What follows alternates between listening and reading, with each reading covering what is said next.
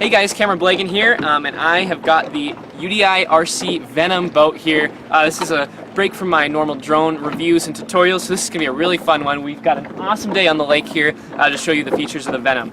So first off, I'm just going to show you battery installation. It does get a little confusing, and it is tight quarters because they make these boats extremely streamlined, but this is just how to insert it. So you can see here you've got your power leads, and you don't need to mess with anything other than the power leads and this little holder right here. So to insert it, all you do is put one side in the holder like that, and you just push it in until it's flat like that, and then it'll lay there. Now there is this bump, but you don't have to be concerned about that. That's just these wires. Now you can lay them along the battery here, and I like to do that so there's less spare wires, and again, to take it out, you just pull it out same way you put it in. Or you can lay it this way. Make sure this little bilge wire tube is out of the way. You can see there that pumps the water in and out to cool your motor, which is really cool. They have a water-cooled motor. That's a super awesome feature. But you can also lay your wires the other direction. Push that baby on in there, and then your wires are a little closer if you want to do it that way as well. So I'm going to just plug this up now, and you can see the teeth just fit together, and it won't let you plug it in the wrong way, so no worries about that. And you plug it in there, and you are now powered. Now there's no beeps or anything on this guy, but it will when you turn the controller on. So now we're going to put the case back on. So you want to make sure these wires are out of the way here, because this is where the front little prong goes, and you can feel that with your finger. So you just insert that right in there. And this is very important you do this right, because if not, it will not be waterproof. Do that, shove that in there, make sure it is pressed down. You can see on the sides if it's pressed down or not. It might click in there. Really make sure it's down, and then that goes over. Now this should not wiggle at all or move up and down at all. You're going to want to make sure it's really nice and firm in there. No air getting in and out of there.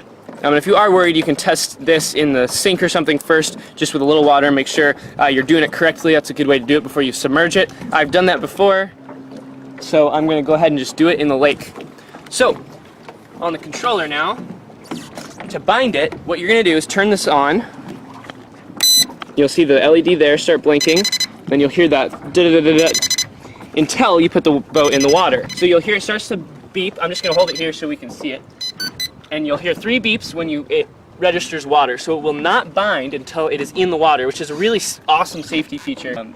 Really keeps you from chopping your fingers off and assures that it's in the correct type of water. Now, a huge note on this, you do not ever want to use this in salt water. It will damage it and it will ruin it forever. So make sure you're not doing that.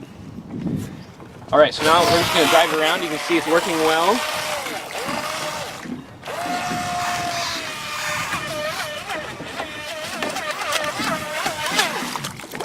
So, let's get some basic operations here.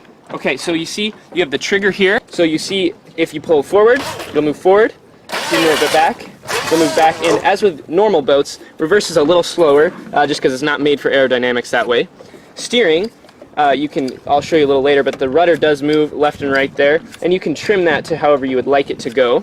But just forward is right, backwards is left. You can see there. Forward on here, the boat moves forward and to the right. When I do backwards on the wheel here, moves forward and to the left. And if you notice it's steering one way more than the other, you can use the steering trim to adjust that a little bit. And as well as when you're going straight, if you notice it goes a certain direction, you can use steering trim left or right. And also if it's sitting there and the motor's spinning, you can use the throttle trim high or low.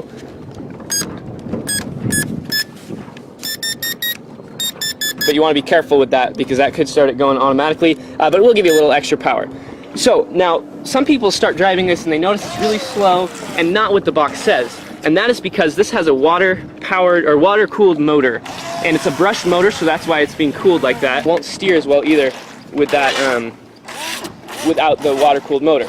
So if you're just doing these little bursts, it won't get going fast. But if you start it going fast, once the water gets through the motor, it'll really start to pick up speed, as you can see there. And you can see it's kind of a rough day out, but this thing is just cruising. So you'll notice I took it out of the water here, the controller's now beeping. We're just doing a little waterproof check. And now you want to shake off excess water so none gets in there. Make sure you don't do it on the controller. And we're just going to check the waterproofness.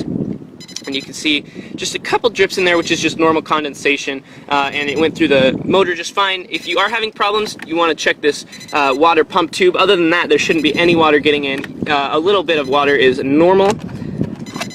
And you also want to be sure that this tube stays unplugged, as well as this little intake right there. It's really small, you can't really see it, but that's where the water is intake from the lake. Again, never use this in salt water, or we'll plug that up. So we're going to reseal it, and I'm going to show you auto capsize. You see I put it back in the water and it's already bound, so it doesn't do the beeps again, but it is now working because it's back in the water. We're going to flip this around. And this does have a low,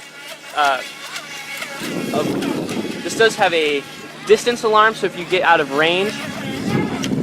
Alright, so this is a great example. So it's flipped over, so now to decapsize it, because it does have that feature, which is an awesome feature, so you don't have to swim out every time your boat flips over.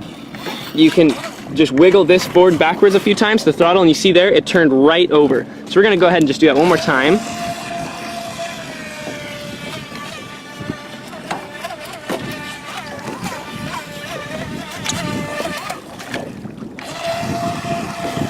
And you'll notice sometimes if you hit a wave, it does start going under. Make sure if you do that, you just let off on the throttle so you don't get stuck underwater.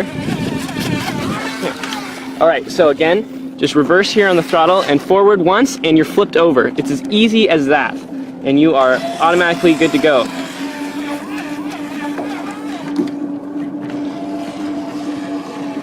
You can see this thing really gets cruising. And it does have some fins on the back, which keeps it in the water, even on those hard bank angles, which is really nice.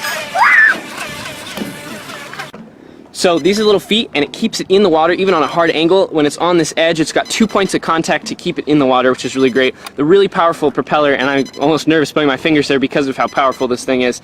But again, it is safe when out of the water. And this is the rudder, and it will move left and right when you are steering it with the controller, and it has to be in the water for that.